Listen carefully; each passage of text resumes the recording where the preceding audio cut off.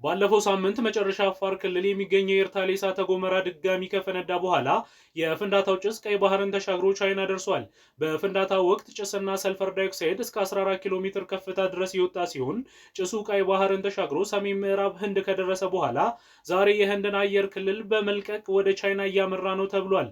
ጭሱ በሰዓት ከ120 እስከ 130 ኪሎ ሜትር በሆነ ፍጥነት እየሄደ እንደሆነም የተገመተ ሲሆን ወትሮም በመጥፎ አየር ለምትታወቋ ዴልሂ ከተማም ስጋት ሆኖ ነበር ተብሏል።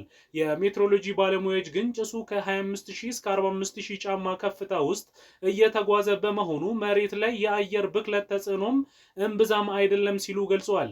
የህንድ ሜትሮሎጂ ተቋምም የጭሱ ተጽዕኖ በዴልሂ ከተማ ላይ ብዙም አይቆይም ሲሉ አስታውቀው ነበር።